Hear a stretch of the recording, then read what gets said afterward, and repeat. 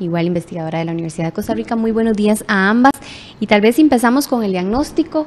¿Qué es lo que está pasando? ¿Qué problema podemos tener todos los costarricenses de esta doble práctica médica? Muy buenos días. Bueno, y que nos expliquen, ¿verdad? Es decir, la nota queda clarísima, la nota de Jennifer Vegas. Es impresionante que ustedes, con esta investigación que realizaron en la Universidad de Costa Rica, en el Calderón Guardia, revelan... Es uno de los casos. Revelan cómo el hecho de que doctores, médicos y médicas trabajen para la caja y a la vez tengan consultorio privado está afectando seriamente en distintos ámbitos el buen desempeño o la buena atención de los pacientes. Es que uno empieza a entender por qué. Porque es que hoy tenemos listas de espera irresueltas, entre otras razones. Bueno, muy buenos días, muchas gracias Adriana por el espacio. Lo primero sería decir que esta es una investigación que se hace desde la Universidad de Costa Rica en el marco de un seminario final de graduación de la Escuela de Ciencias Políticas. Participamos 4 compañeras y bueno, esta investigación, el contexto de por qué se hace es porque durante los últimos años el país ha impulsado o ha hecho intentos por impulsar políticas sociales inclusivas y de forma paralela ha habido un aumento de la participación privada en la prestación de servicios sociales, por ejemplo en salud. Entonces tenemos a Costa Rica, que es el sistema más universal de la región, pero que durante los últimos años ha vivido un aumento del gasto privado en servicios de salud. Del 2000 al 2016, el gasto en privados de servicios de salud aumentó en un 423%. Entonces, en ese marco, a nosotros lo que nos interesaba era estudiar esta tensión entre impulsar políticas sociales inclusivas de la mano que lo privado crece, y nos enfocamos propiamente en cómo la doble práctica médica, es decir, médicos que trabajan de manera simultánea en lo público y en lo privado, afecta al sistema universal de salud. Para ello recurrimos a Jimena Alvarenga, la otra investigadora de la universidad. Exactamente, muchas gracias.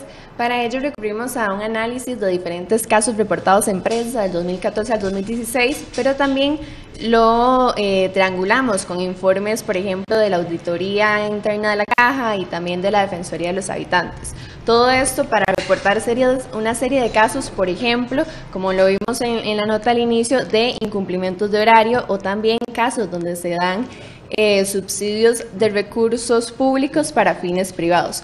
Por ejemplo, uno de los casos reportados por la Auditoría de la Caja es precisamente este caso en el Hospital Calderón Guardia, en otorrinolaringología, donde se perdieron 1.280 horas laborales y todo ello se tradujo en que de no haberse concedido esta serie de permisos y licencias, si hubiesen, de acuerdo con la auditoría, mejorado las listas de espera en este servicio hasta en un 66,8%, precisamente en listas de espera de consulta externa y en un 72% en listas para cirugía. En este caso también se reportan, por ejemplo, un paciente que denunció haber hecho un pago a un médico dentro de esta misma especialidad para que fuera operado en esta misma dentro del hospital. Exactamente, dentro del área del hospital. También nos encontramos con pacientes, en este mismo caso, donde son atendidos sin referencia previa. Es decir, entonces ahí puede haber una injerencia, ¿verdad?, de parte de los profesionales médicos que referencian a sus pacientes privados en las consultas públicas. Y también nos encontramos con pacientes que precisamente no estaban inscritos en esas áreas de adscripción, digamos, dentro del Calderón Guardia. Este es uno de los casos, pero bueno, no es un caso aislado. Eso es un poco también lo que intentamos denotar con esta investigación. Bueno, son casos, también la parte del uso de los medicamentos o de las salas. Ayer mismo el presidente ejecutivo de la Caja decía que pues ellos han tomado acciones y han sancionado algunos de los casos que se han dado cuenta, pero ustedes con la investigación consideran que hace falta más control en nuestro país sobre el tema. Bueno, es que justamente el tema con la doble práctica médica y por lo que hicimos esta investigación, es una práctica que en otros países del mundo es regulada, pero en nuestro país no. Entonces, eso se traduce en que ante la falta de controles, por ejemplo, en la caja sobre el tiempo del uso, el tiempo médico, o también la falta de controles en lo que tiene que ver con equipo, todo eso va teniendo consecuencias para la seguridad social. Y entonces estaríamos hablando de que un tema que no ha sido problematizado, que no está siendo visibilizado, no puede ser objeto de política pública. El tema hay que colocarlo en una discusión, en una agenda pública, para concertar a los actores involucrados en el tema y después pensar en posibles regulaciones. Diversos países del mundo tienen regulaciones que no prohíben la doble práctica, pero que sí la desalientan porque muchas investigaciones han dado cuenta de que tiene impactos para los sistemas de salud pública. Pero esto ustedes están diciendo, vamos a ver, es que son datos que tiran y yo me quedo impresionada. Vamos a ver, ha aumentado el número de médicos. O sea, la caja en el 2001 tenía un 33% de médicos que solo trabajaban en lo público, es decir, perdón, que trabajaban en lo público y lo privado. Eso era en el 2001. Pero en el 2018 el 75% de los médicos trabajan en lo público y lo privado. O sea, trabajan para la caja y tienen consultorio. Así es. Y usted está hablando, Adriana Fernández, de que hay una, prácticamente es como una... eso ha aumentado prácticamente, ya casi vamos a llegar al 100% que todos tienen consultorio. O sea, eso no es que sea grave o malo, el problema que ustedes están revelando es que eso se sobrepone una de la otra, ¿verdad? Es decir, tenemos médicos que están influyendo, ustedes dicen, en las listas de espera. ¿Por qué influye el hecho de que médicos trabajen para la caja y que trabajen para el sector privado en las listas de espera, por ejemplo? Ok, específicamente en esta investigación no se centra tanto en las listas de espera, pero sí, por ejemplo, podemos ver cómo esta doble práctica, precisamente de médicos que están en lo público y lo privado de manera simultánea, puede afectar la manera en que se atienden a los pacientes. Por ejemplo, nos encontramos con casos donde algunos pacientes, ante la urgencia de un diagnóstico, por ejemplo, desde lo público, recurren a médicos en consultorios privados, pagan por ese diagnóstico y precisamente en este proceso son trasladados después a los hospitales públicos. Algo que es importante decir es que no en todos los casos estaríamos hablando de médicos que tengan esta intención de referenciar pacientes o de atenderlos en lo privado para luego referenciarlos a lo público. Por una mala intención o por lucrar. En algunos casos son justamente las listas de espera lo que motiva a un médico a facilitarle al paciente. Claro. Lo que sí nos parece que es un tema que hay que poner en discusión es cómo el país durante los últimos años ha hecho una gran inversión por reducir, por ejemplo, listas de espera, pero en general por mejorar el sistema de salud pública y que bueno, hay algunos factores que no se están posicionando en la agenda, como por ejemplo el de la doble práctica, que podría estar afectando. El aumento justamente de la cantidad de médicos que están trabajando en lo público y lo privado, ustedes lo evidenciaban con la cercanía de las clínicas en el hospital de Heredia. Y el hospital de Alajuela.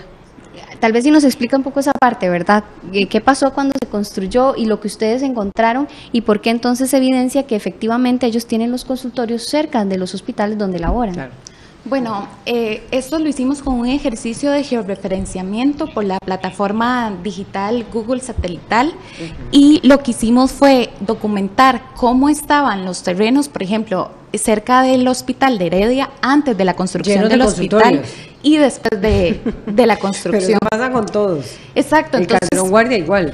Parte de San Juan de Dios igual. Todos. Y parte de lo que quería documentar esta investigación. O sea, todos los consultorios están alrededor de los hospitales. Eso es, bueno, tal vez en el México uno no lo ve tanto porque tiene unas dificultades geográficas. Pero perdón, la interrumpí. Lo que le estaba preguntando Jennifer es muy interesante, Adriana Fernández.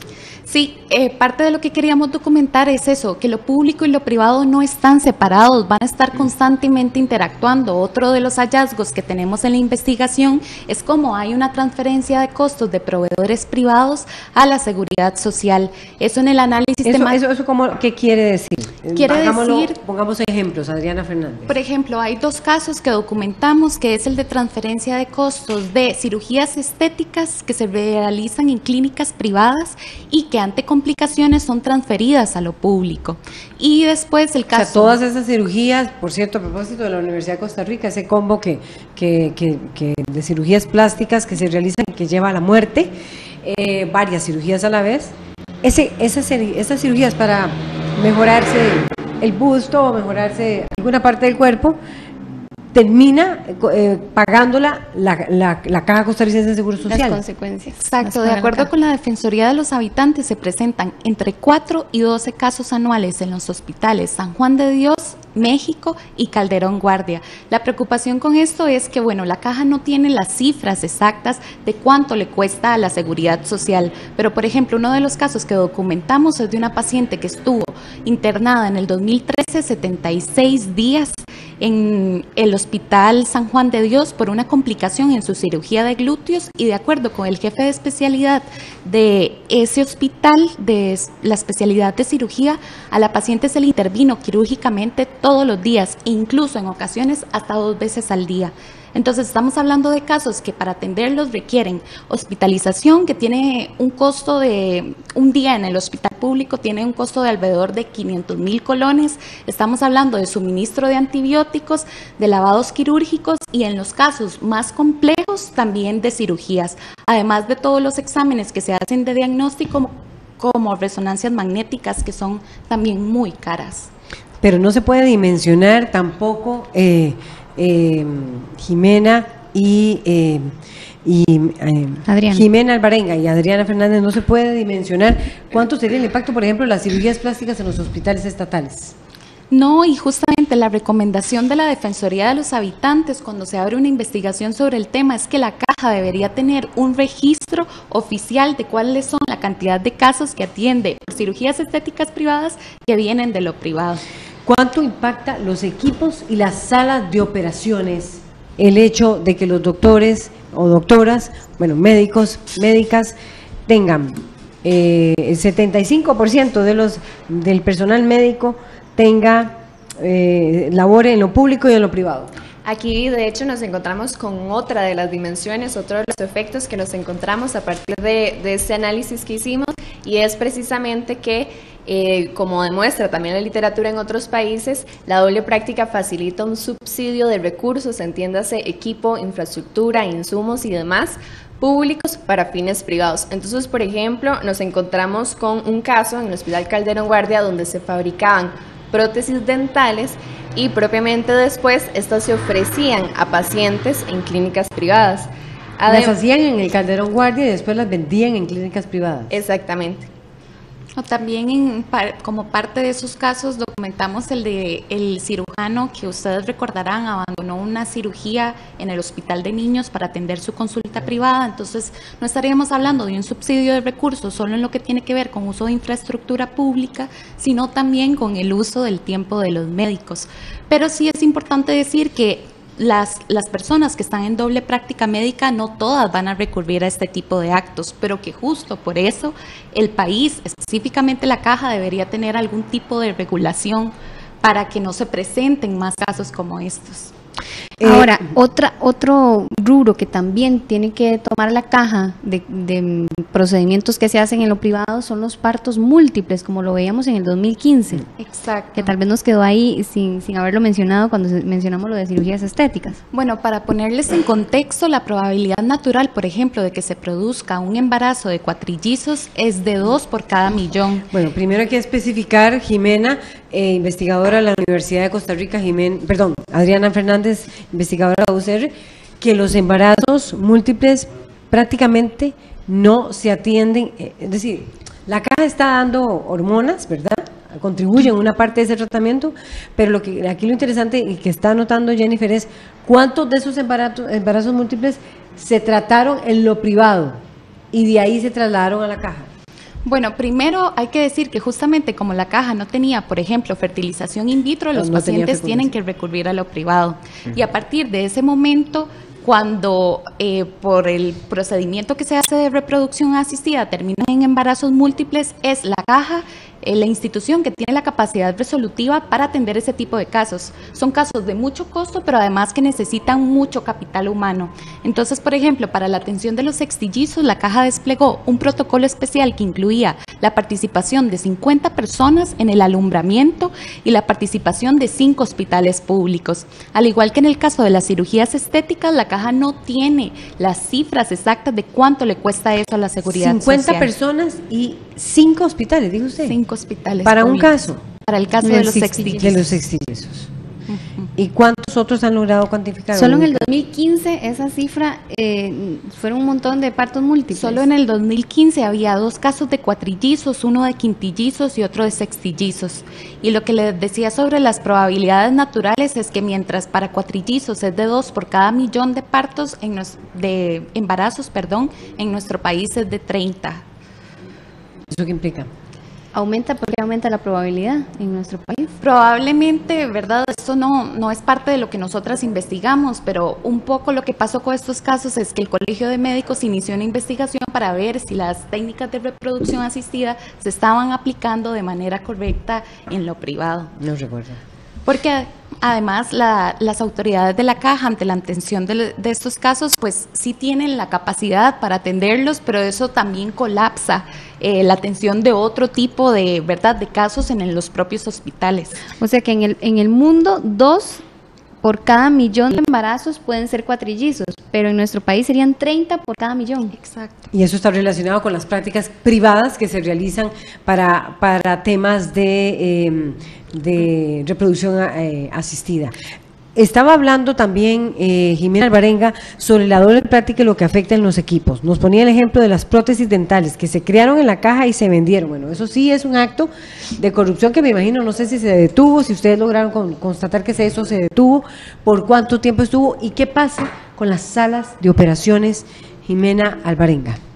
Bien, sí, precisamente un poco algo recurrente que hemos encontrado en estos casos es que evidentemente como pueden ser casos, ¿verdad?, un poco polémicos debido a que una de las fuentes principales fueron noticias, entonces también aquí podríamos estar excluyendo otros casos que tal vez no incurren en delito.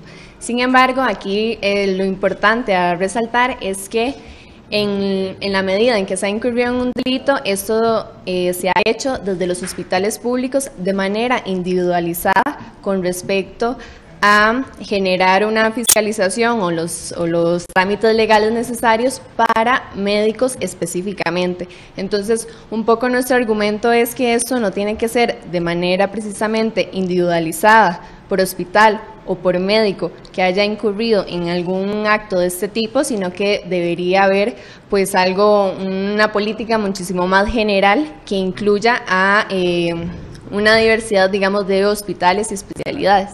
Pero ¿cuánto afecta a las salas de operaciones, por ejemplo, esta doble práctica? ¿Se logró detectar algo? Se logra detectar si hacen uso de salas de operaciones dentro de los hospitales de la Caja, pagando por aparte la cirugía. Ajá, propiamente en este periodo analizado, el 2014 al 2016, en esto específicamente de pagos en salas de operación, tenemos un caso que es el que ya les expliqué respecto a otorrinolaringología. ¿Qué fue ¿Podría retomarlo?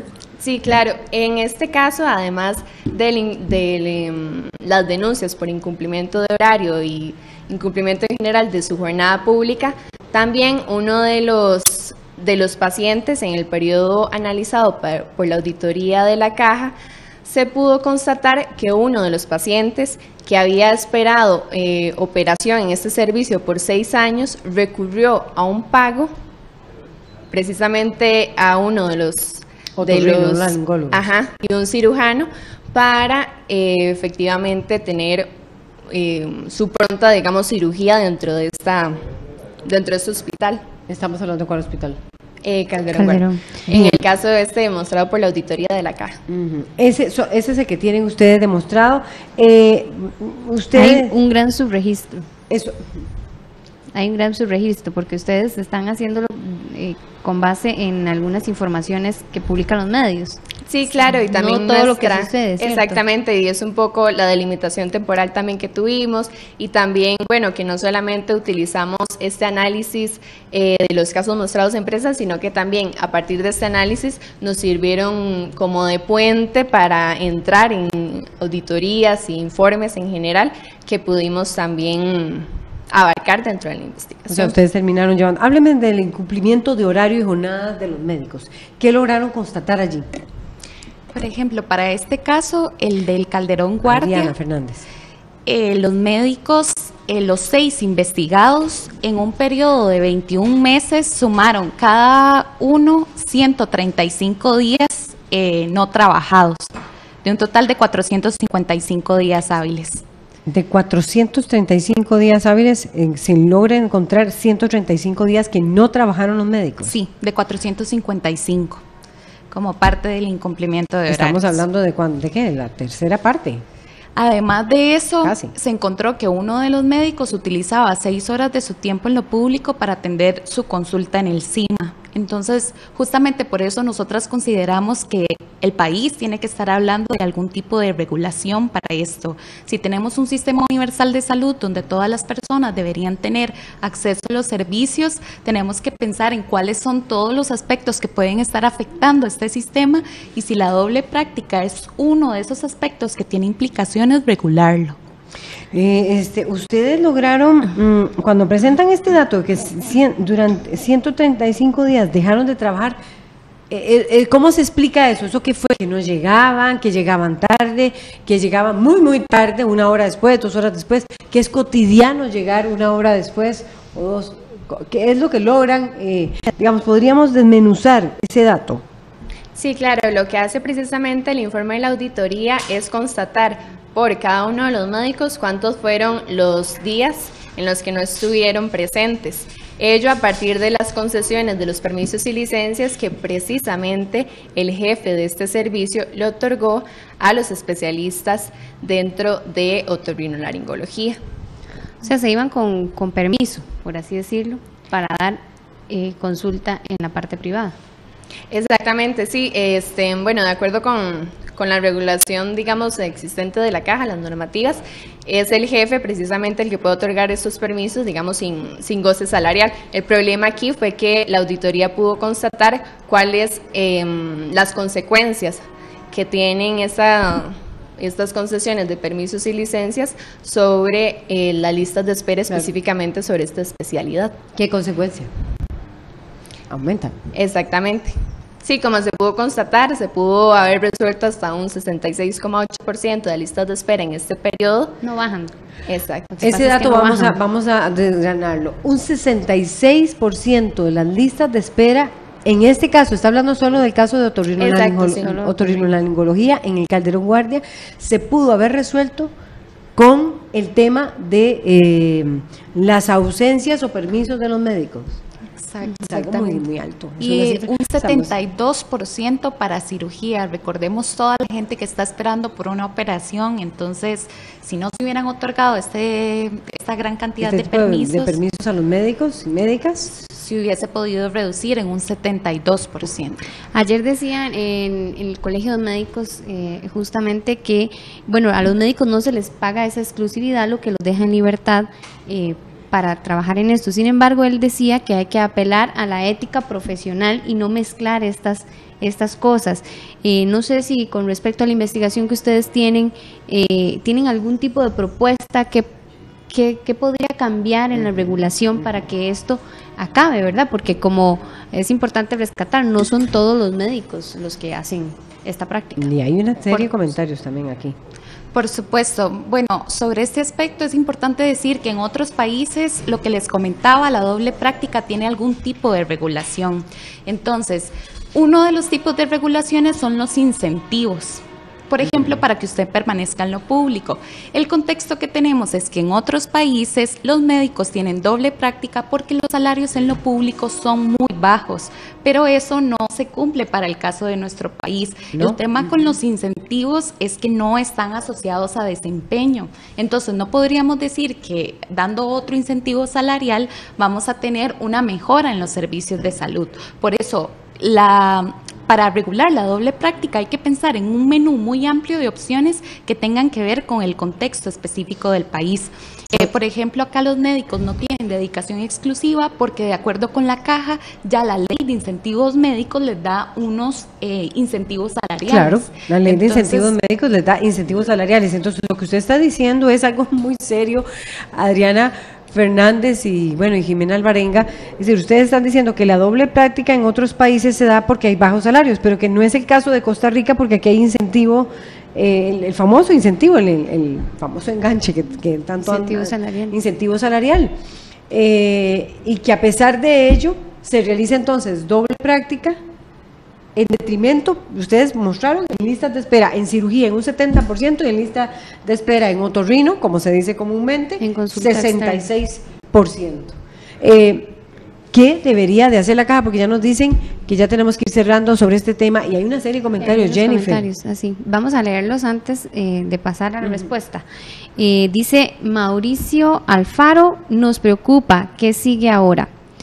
Juan Bautista Espinosa Villalobos dice, excelente programa, felicitaciones por la temática de hoy, cómo se desmascara algunos galenos de doble práctica que inciden las filas de espera y sacan provecho propio que hacen las autoridades de la Caja. Como pregunta, Eric Chávez dice, ¿qué tipo de regulación se puede aplicar para regular la doble práctica médica? Que era justamente lo que estábamos conversando ahora, tal vez Y Mauricio Alfaro, ya lo habíamos leído, ¿sí? Ya, preocupa, exacto. ¿Qué sigue? Bueno, y hay otros más que están entrando. La pregunta es, ¿qué se puede hacer para regular la doble práctica? ¿Qué dice? Sí, lo primero sería aclarar que a partir de la literatura que nosotras investigamos en otros países, lo primero que se dice es que no existe, digamos, una receta única para regular la doble práctica debido a la heterogeneidad entre los diferentes países. Es decir, estamos hablando de contextos institucionales que pueden ser diferentes o tipos de capacidad resolutiva diferentes entre los países. Entonces, un poco nuestro argumento es que se necesita un menú amplio de opciones para regular las diferentes dimensiones de la doble práctica, porque en general la doble práctica, es un fenómeno tan complejo que tiene efectos desde diferentes ámbitos, y un poco a partir de los casos que hemos estudiado hemos constatado que actualmente lo que nosotras denominamos la autorregulación, que vendría a ser la regulación, por ejemplo, entre pares, es decir, la regulación que puede existir entre los profesionales médicos o la regulación que pueda tener el colegio, por ejemplo, de profesionales médicos, podría ser insuficiente para la cantidad de consecuencias adversas que puede tener la doble práctica sobre el sistema universal de salud. Algo que es importante decir es que sabemos que muchos médicos que tienen doble práctica no incurren en este tipo de actividades que hemos venido documentando. Entonces, justamente si todos tenemos una preocupación por mantener un sistema universal de salud e incluso muchos médicos porque su ejercicio profesional, ¿verdad?, no se vea manchado por este tipo de casos, yo creo que podríamos poner en discusión el tema de la doble práctica. Necesitamos que los actores sociopolíticos comiencen a hablar de esto justamente para luego ya pasar a un proceso de formalización que tengan que ver con algún tipo de regulación. Gracias. Pero bueno, yo creo que eso no queda solo en preocupación, ¿verdad? Tiene que ir más allá, tiene que ir a legislación, tiene que ir al tema de negociación con los médicos, porque alguien podría decir, si estos son datos de otorrino y datos de cirugías, esto se puede casi que generalizar a los otros servicios, o tal vez algunos no, ¿verdad? Sé que del servicio de dermatología del Calderón Guardia es bastante bueno y eficiente, pero imagínese usted, 66% afecta a las filas, 70% son muy altos los datos.